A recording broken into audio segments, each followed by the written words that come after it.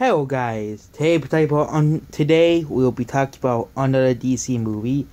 No, we'll not be talking about the crappy Suicide Squad movie or Batman vs. Crappy Man. No, we'll be talking about the first good DC movie.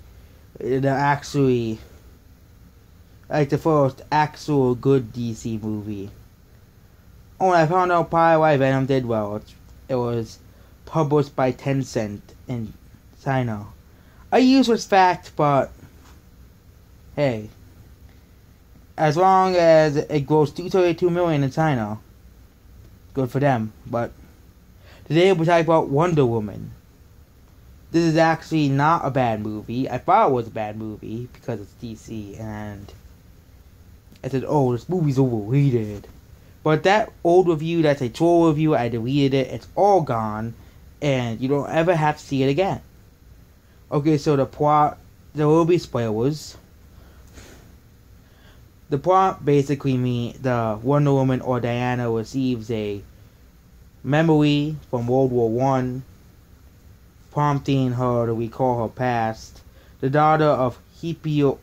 Is that seriously someone's name?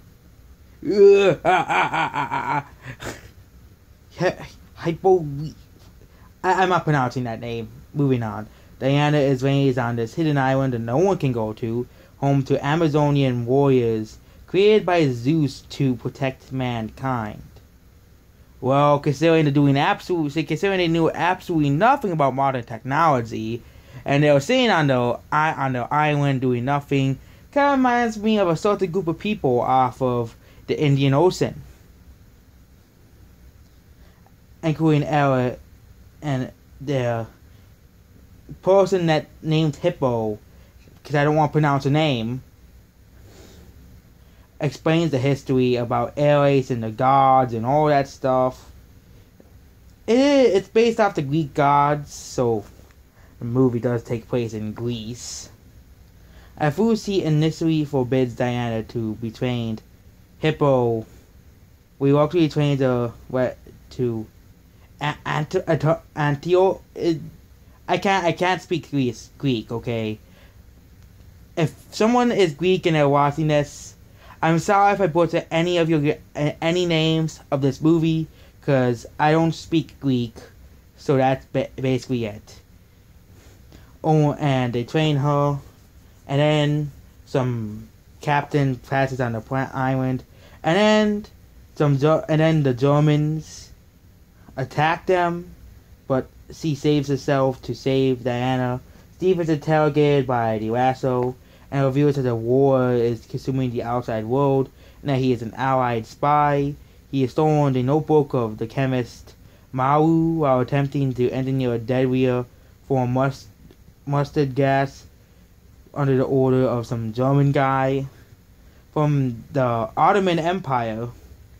Someone told me this was World War II, and this is not World War II of the Ottoman Empire in the movie. A few people said this was World War II. A few people.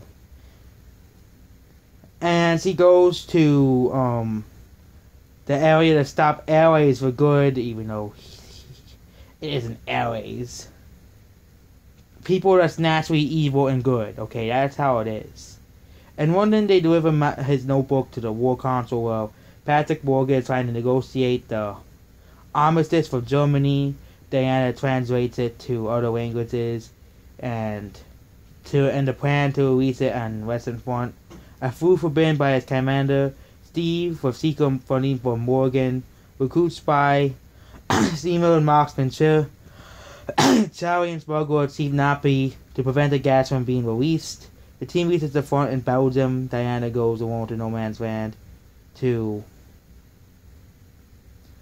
capture the enemy trench. She basically goes out and basically deflects all of the damage. So actually Ares is in this movie, but he loses. But that's before this. Meanwhile, Gawa is held by a German high command. They infiltrate the party, and believing that Ares is killing them, it will end the war. The war continues, and then some other guy appears and reveals himself as Ares, and they both fight. Ares eventually does lose, and that's basically she remembers him, and it's sad. This movie is actually pretty good. There's a lot of action, and unlike Captain Ramen or Captain Marvel, you actually want to root for Wonder Woman. You can actually relate with her as she lost her friend and war and all that stuff. Here's the difference between this movie and Captain Marvel. Captain Marvel, even though it's not out yet, is about some feminist trying to preach her agenda to everyone. And Wonder Woman, even though she lived on an island of all women, it's based off Greek legends. Yes, Greek legends. That's probably how the Amazon rainforest was named after. Greek people. That's why there's Greek gods in this movie. This movie's actually, I give this movie an 8 out of 10. There's a lot of action, the story is good, and I think this rivals MCU movie territory, because most of the MCU movies are pretty good. DC should look back at this movie and see what they did right with this movie. They portrayed it close enough to the comic. They portrayed the origin accurately to how the comics did it. And overall, it's a good movie. So, 8 out of 10.